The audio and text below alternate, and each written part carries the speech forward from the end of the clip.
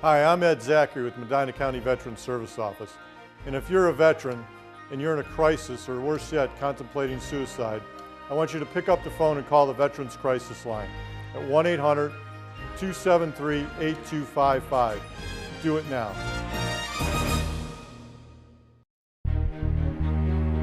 When emergencies threaten, you want to know immediately. In the City of Brunswick, residents receive alerts from Code Red. The Code Red service works with a database of phone numbers of Brunswick residents. Depending on the size and scope of the emergency, Code Red alerts either all of the city or just the part that is affected. This is a Code Red message from the City of Brunswick. As a city resident, you also have the opportunity to add warnings about severe weather, such as tornadoes, thunderstorms, or flash floods. If you want to be sure that you are registered, or if you want to add or change your notifications or phone number, we encourage you to visit the Code Red website.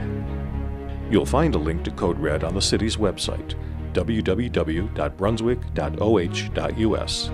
Just click on the button for complete information and options.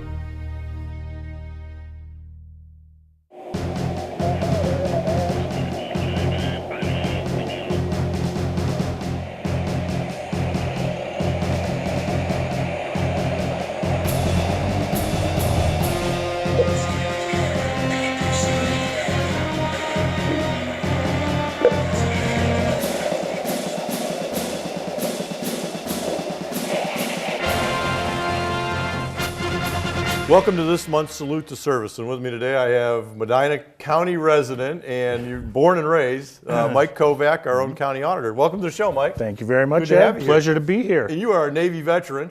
Absolutely. Retired now, right? Number one service, yes sir. Retired now. All right, we're not going to go down that road now. Oh yes, we are. The Army-Navy game is just... How's that been working? We've been kind of busy lately, though. That's the problem, you know? So is the Navy, as I can attest. See, you can practice on the carriers, though. Out there in the desert, it's kind of hard to get a football game going. So we're hoping for a comeback here sooner or later. Yeah, eventually. It's got to shift. That's right. So let's talk about you in Medina County. You're born and raised where at? Wadsworth? Actually, I was born in Sharon, Pennsylvania, but I've lived.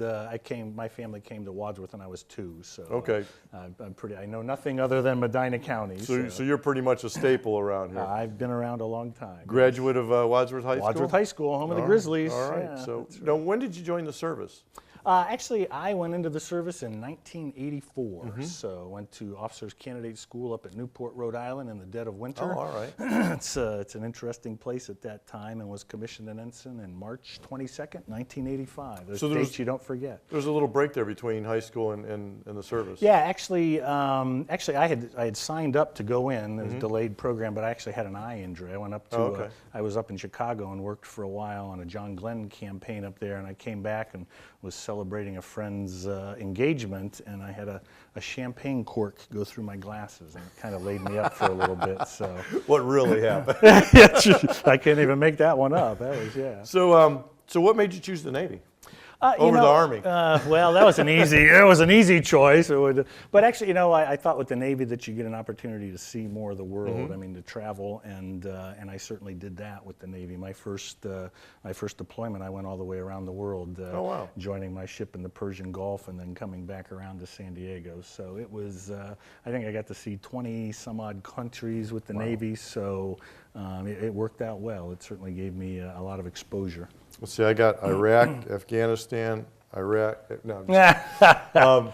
So what did your first 4 years were active duty? I mean, So what's that like? A new, not really a high school graduate, but you're young, 20, 21 years old. Yep, 22 years old. You're given a lot of responsibility as a Navy officer. My first assignment, I was a communications intel officer, and I had a division of about 20 some odd people, and about $1 million budget, and I don't have any idea what I'm doing.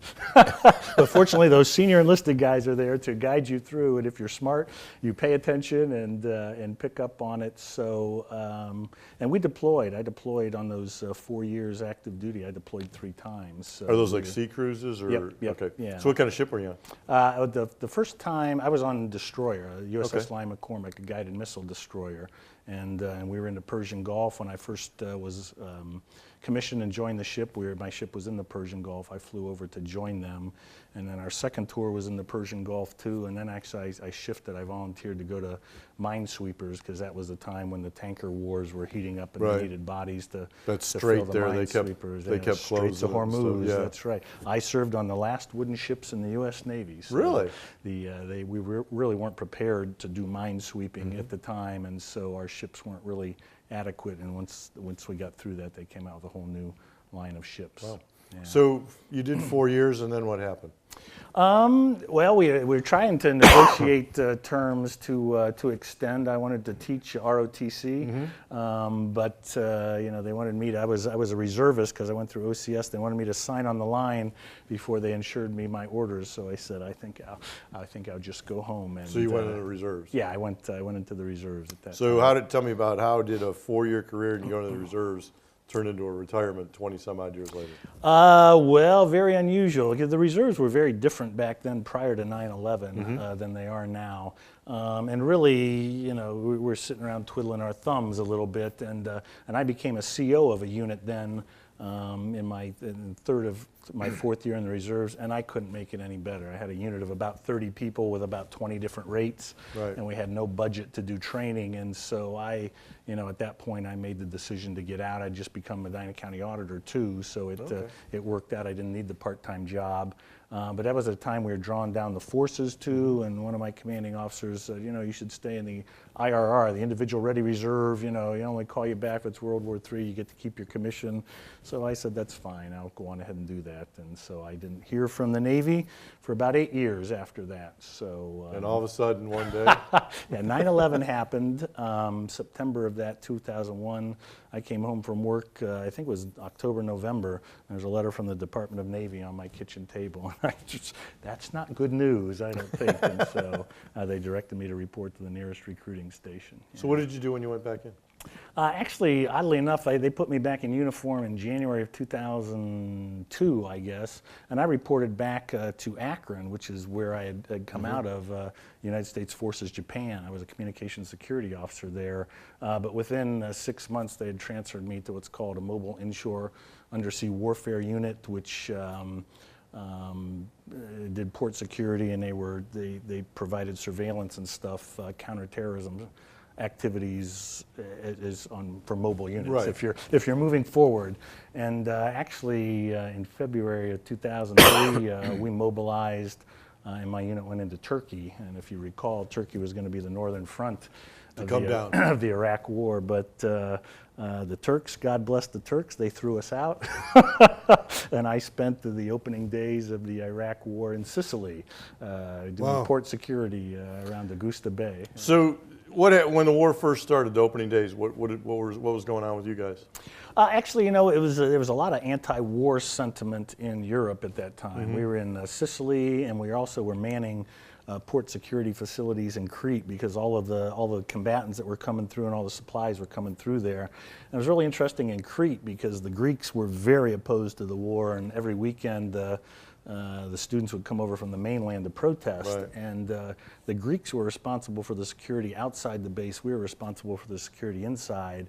And they had a couple thousand people in there one weekend and pushing in. Wow. And the Greek security forces kind of moved collapsed, away. yeah. And we actually mustered down there with loaded weapons. Wow. And I tell you, that's, thank goodness that the Greek police called in reinforcements and Yeah, got 'cause the those crowd under civilians because we yeah. locked and loaded, and that would be, that's a nightmare waiting to happen. Well, I remember there was a whole unit sitting over there because I was in Saudi at the time, and part of the 10th Mountain, and I think it was First ID, was supposed to come through Turkey, and that never happened. Right, yeah. And I don't even think they let them off the boats or whatever Yeah. they were on up there. But We unloaded equipment and stuff. There was actually a lot of equipment sitting in Turkey. they wouldn't let them go through. They wouldn't let them use the country. It all had to move Come back back around. south, yeah. So, Wow. yes. So during the war, the onslaught of the war and everything, were you still over in Greece, or where were you? We split our time between Crete. We had 2 units out in Crete and then Augusta Bay. And actually, that war proceeded very quickly, much more so than anyone expected. And actually, we mustered out of there, I think, at the end of July. So we were only there for about 4 months, I think. Wow. And then, so did you get deactivated at that point and come back home? Yeah, but well, I was in the reserves. I was Right. now an active reservist Right. again, and I came home, and again with these mobile inshore undersea warfare units, they were manned by reserves, all reservists, but they were an active part of the Active duty. Yes, so Right. that's if we ever mobilized again, they were never going with an all draft or all. They wanted to make sure the Right. reserves were part of it. So it was a very active time, a lot of training, and we were shipping people off all around there. But then in 2000, must have been 5, they were looking for bodies for civil affairs, the Hearts and Minds Right. campaign. I mean, as we talked about, the Army was heavily strained under these conditions. So, again, I got another phone call saying, hey, we're looking at your background here, and you spent a lot of time in the Middle East, your local government, blah, Right. blah, blah. Pack your bags. We want to see you in 2 weeks. So where'd you go, Iraq or Afghanistan at that time? We were well, first we went down to Fort Bragg and the JFK Special Warfare School, but they told us originally we're going into Iraq. Mm-hmm. God bless the Army. We get down to Fort Jackson, Fort Bragg, so you guys are going to Afghanistan. So it's like we shift all of our, because you're studying and trying to Keep figure everybody out. on their toes. That's right. And then again, 3 weeks later, they shift us back and we're going into Iraq. We eventually, we went into Baghdad in early 2006. So you're over there handing out blankets and radios and stuff like that with the civil affairs guys, or were you actually? We were more involved with trying to put their government and their business Okay. community back together, and so yeah, we were out and about an awful lot. Talking to leadership and stuff like that. Yeah, exactly. That's got to be tough, because I remember in Bosnia, I was part of a lot of the arbitrations up in Birchko, just pulling security and listening to the people talking, the two sides. And it's like people that live together for so long that just don't want to get along anymore. It's kind of like, and from an American standpoint, we're the melting pot. I mean, my neighbor's no closer to me, I mean, we're all one happy family here, kind of. Yeah. But over there, it's that Different religion. there. It is. That goes back thousands of years. So yeah. And it's like, how did you live so close together for so long, and then you got up one morning and decided I didn't like? Well, the point, don't forget. I mean, Iraq and Iran had been at war. Right. Yeah. I mean, they've had their issues. For but 12, I mean, they were at war back when I was in the Middle East in the 80s. Right. We helped train Saddam Hussein's navy. I mean, Right. we were allies with Iraq. Point being, you kept, as long as Iraq was at war with Iran on their border, Iran couldn't do anything. Right. That's Kept why, them busy. That's why when we invaded, it's like, excuse me. Yeah. The explanation 10 years ago Yes, was. I've never been a fan of giving people weapons, because somehow they always come back around to be pointed at us. They often do. Yes. So they did you ever do. make it to Afghanistan, or are you just in Iraq? No, we were. Our tour was in Iraq. So Was that your last tour over there then? Into Iraq? Yes. So. And then what year did you retire? 2013. 2013. So 7 years later. Yes. Wow, as what rank? Commander. Yeah, Which 05, is 05. yeah, Okay, I Vice was, Colonel. the Navy guys. Yeah, You always, that's right, yeah. in 01 in the Navy looks like a general, because you guys look so great in those We white had, uniforms. when we were in Iraq, because they're all joint bases, our petty officers wear crows, and it looks like eagles to the Right. Army guys. We'd be walking around, the Army guys would be in the Marine. Yeah, they think they're colonels. It's like, yeah, we're having a fun time with that. Wow. So, yeah. Well, and it's amazing. I'm sure you've seen it from the time you went in to the last time you deployed.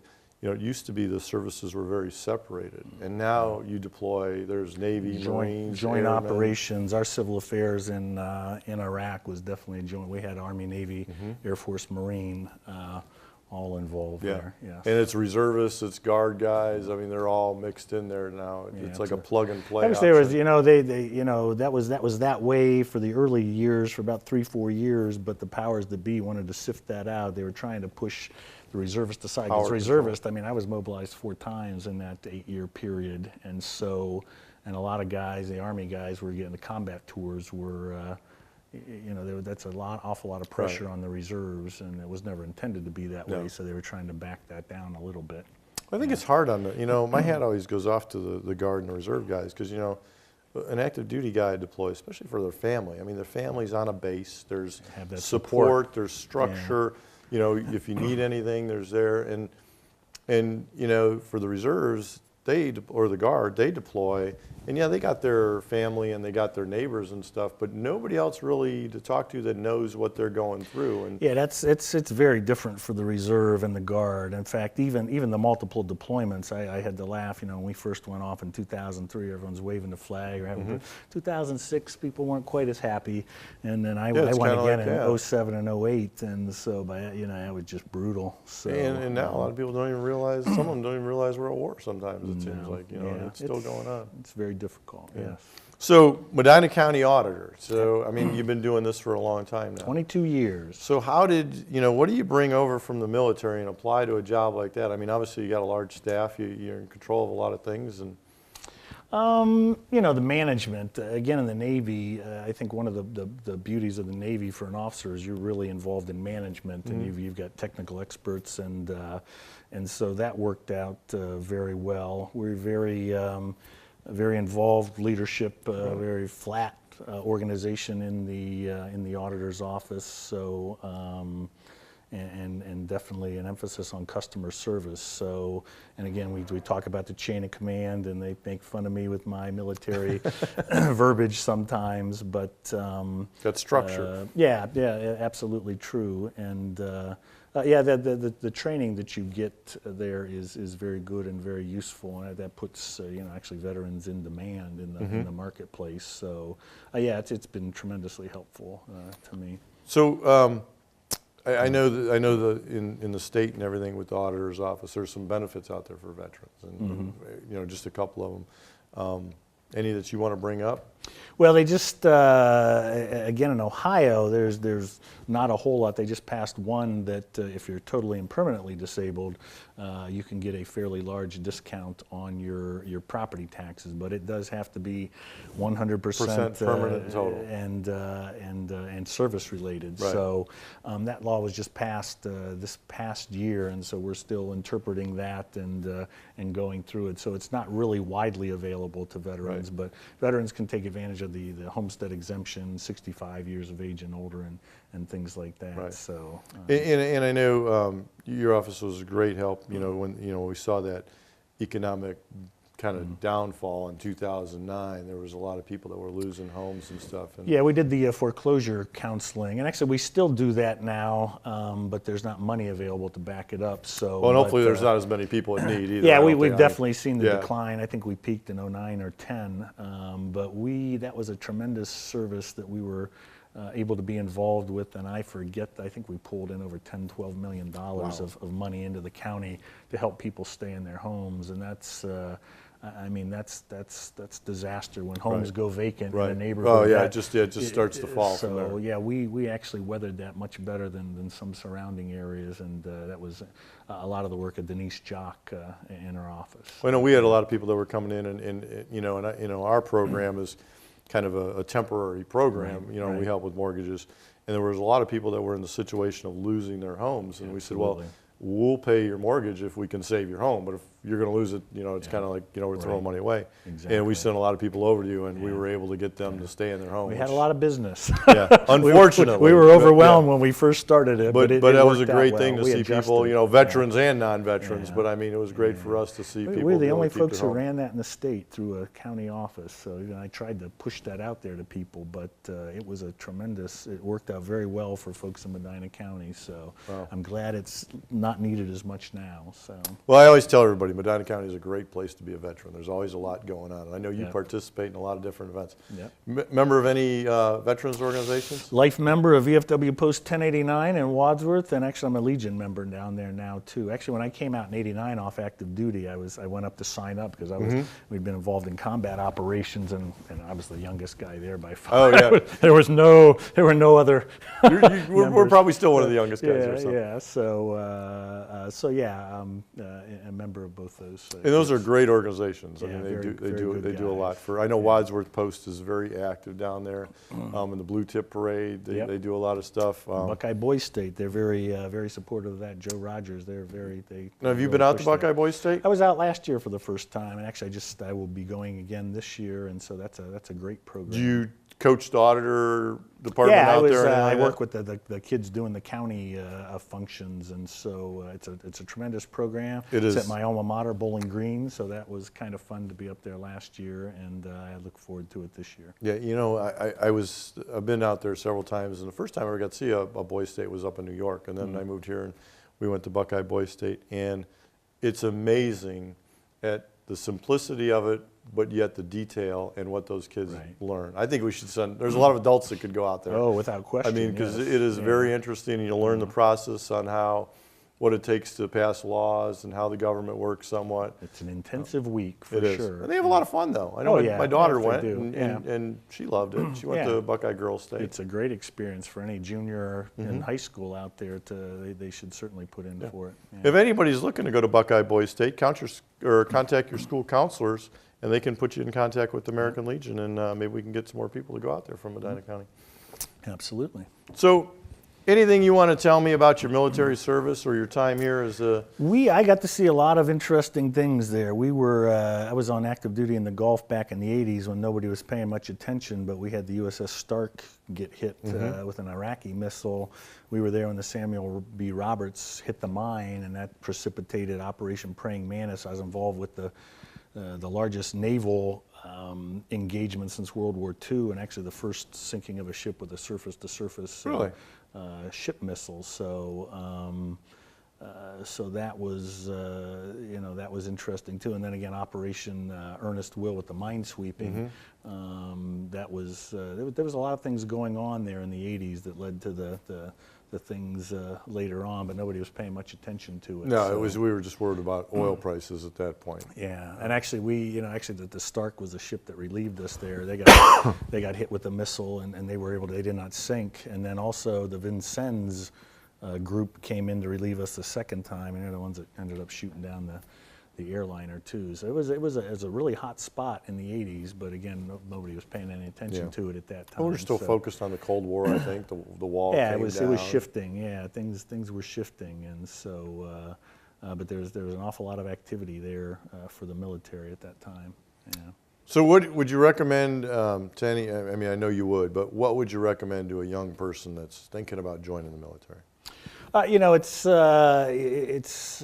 an interesting thing. I always jokingly say, I don't think about it that much. It's like, I'm not sure if I'd do it again if I had the chance, but I'm sure glad I did it. For me, public service has always been part of that for me, and so the ability to go into the military and do that was just it was a great opportunity. And again, for me, a kid from Wadsworth, Ohio. I went around the world actually twice, probably 3 times now with the military, and again, almost 30 countries. Right. And again, the ability to see so many different people. I mean, it was always fun on the bridge watch. I had kids, streetwise kids from Harlem, dealing with the farming kids from Indiana. Right. Dealing with it's just my roommate was an Ivy League school kid, and so it's a chance to see all of America in a small bundle. So. You do see a mix of people in the military. I mean, absolutely. Yes. And it's amazing of the people that you would least suspect become, brothers. I mean, they become best of friends. Absolutely. And like you said, the kid from Harlem and the kid from Iowa will be. One day they're tearing each other's teeth apart, and the next day they're out on the town. Yeah, that's right. So. It is amazing. And the other thing I think you see is when you get out and you see the rest of the world, it gives you a different perspective of home. Yes. I don't think a lot of people realize how good we got it here. Yeah, absolutely. Yeah, I remember I was with U.S. Forces Japan in late 80s, early 90s. Japan was at the top of the economic heap at that time, and so I went over there and spent time in Tokyo, Yokota Air Force Base, and I remember thinking that I would not trade living in the U.S. for Japan, even at that point in time. Yeah. So. We spent 8 years in Europe, and Europe was beautiful, and I loved it, but I wouldn't trade it for U.S. soil at all. Maybe ship more beer here or something like that. That good German beer, that's right. So I ask everybody that comes on the show, if you had the chance, would you do it all again and go through the military? Oh yeah, absolutely. I mean, again, I'll give you that answer there again. I'm not sure if I do, but I'm sure glad I did it. It was, it's defining experiences for me, particularly going into Iraq that second time. Again, the perspective that it gives you. You think you're having a bad day. It's like, nobody's shooting at me today. Yeah. It's not too big. It could always be worse. It could always be worse. It could always be a little colder, a little muddier. Yeah. Well, maybe not for the Navy. I don't know. Yeah. So, well, they put me on the ground with the Army the last several years. I got that perspective also. Yeah. Well, I want to thank you for coming on the show. I want to thank you for your pleasure. service. Yeah. And it's good to have you here. Before we go, I Okay. wanted to make sure there's a gift there for you. I know I talked to you about this before, but it's the U.S. Navy, because even the Army needs heroes. So I know you'll wear that. I all will over wear the place. that with pride because I love the Navy. And we love the Army too. Thank you very much. Thank you, Ed. We'll see you next month on Salute to Service.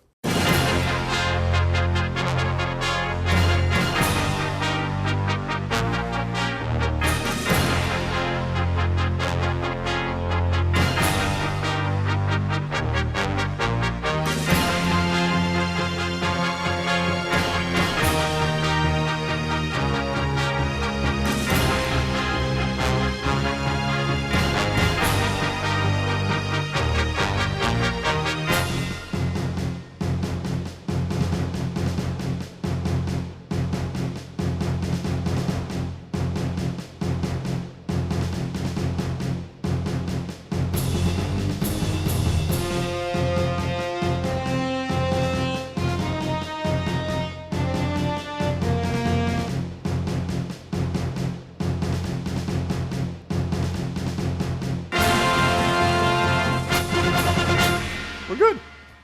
And I'm not giving you that T-shirt. but I wanted to bring that. That's the first time. I actually unwrapped it from the package for the first time.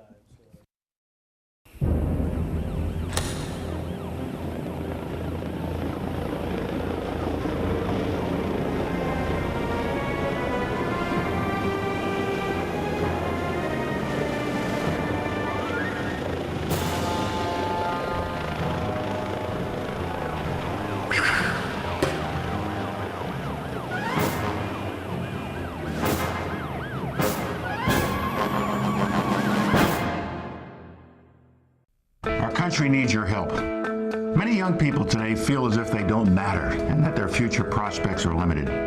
As a nation, we need to invest in our young people, let them know that they are full of potential. Now let's help them succeed, and mentoring can do that. Mentors can help young people build confidence and give them hope for the future. So you can help your country by volunteering as a mentor to a young person in your community. And you'll be surprised how good it will make you feel. Mentoring works. Become a mentor.